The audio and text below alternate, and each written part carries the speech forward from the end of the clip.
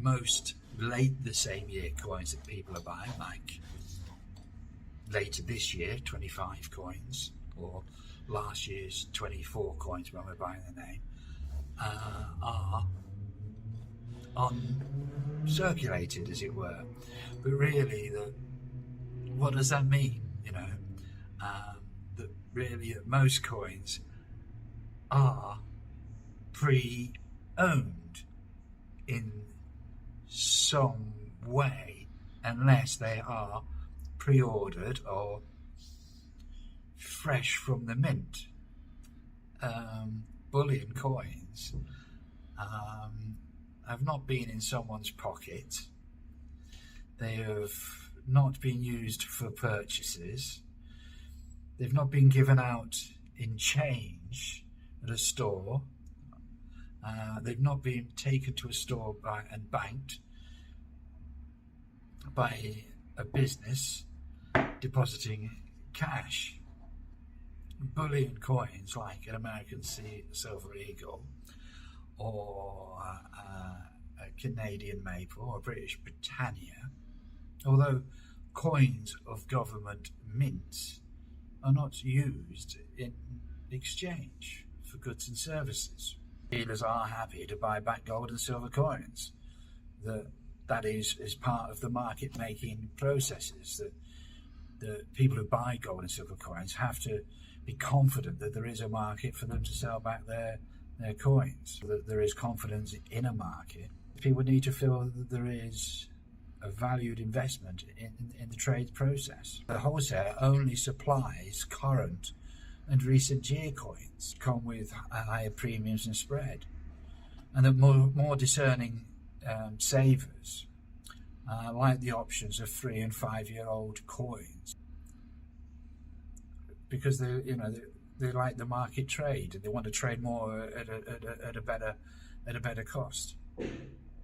So when a bullion dealer can buy from walk-in or announced regular clients who want to sell, whilst they might be buying in small volumes, the nature of the coins gives them more options to promote deals to the websites. Then on their websites, it shows large volumes available, and they're offering prices for singles 1 to 10 coins, and then they're offering discounts on larger volumes, and that encourages people with deeper pockets to buy more of that same coin, and that's a volume deal. But if they're able to buy back coins occasionally from regular customers that bought a few years ago, or buying part of those bigger deals from a few years ago, a regular client or a customer is not wanting to break up the whole collection, but it literally just wants a bit of liquidity, tax return or something like that. And to sell one coin from 4 years ago or 5 years ago, they've already made the market gains over the spread. They're happy to sell.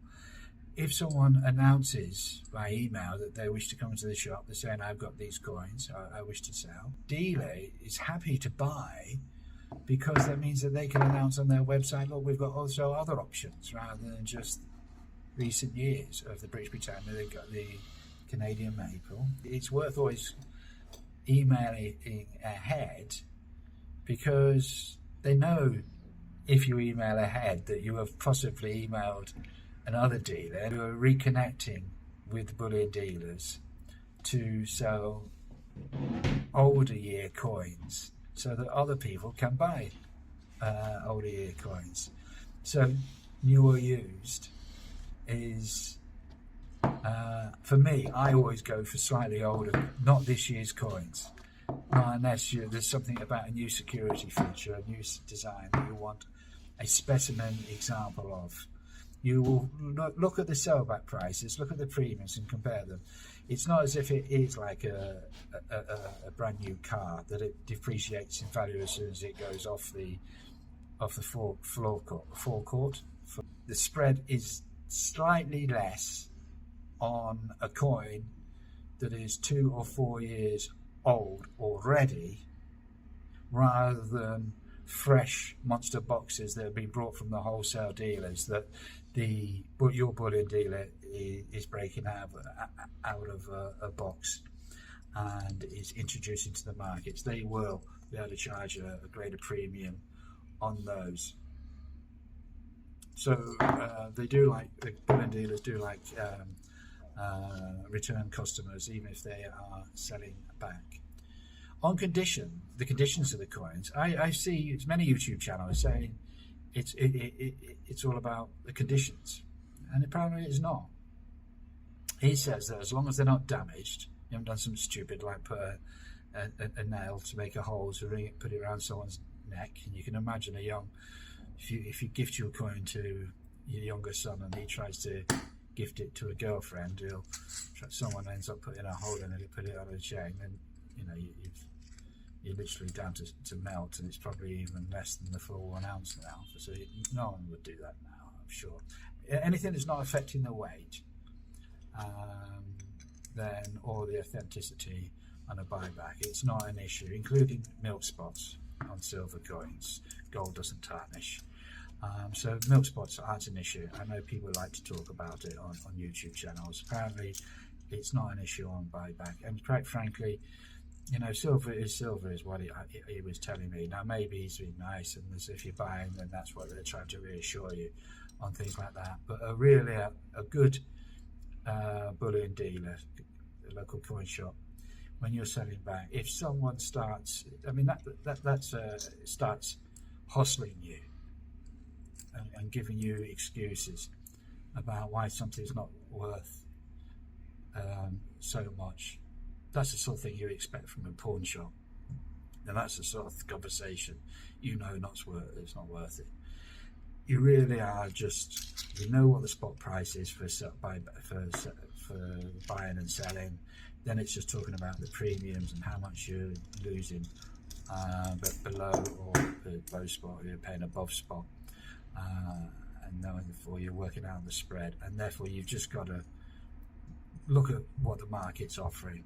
Spot and on or off spot is just a competitive market issue, so you just got to compare, and whether or not people really want to be in market is what it's down to. I had heard that the Canadian Mint had found solutions to the problems of spot,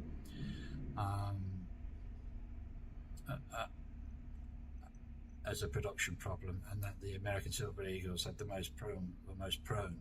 But this bullion dealer, he showed me around his cabinet, and he showed me a Canadian maple on display that had a milk spot. So the answer is, used or new coins, all perfectly good. Milk spots are not on silver, perfectly fine. Silver is silver and gold is gold. As long as it is 3 9s and 4 9s, everything is good. So there we are. That's my feedback that I've got, and it's certainly what I believe. So everybody stay happy, stay safe, and always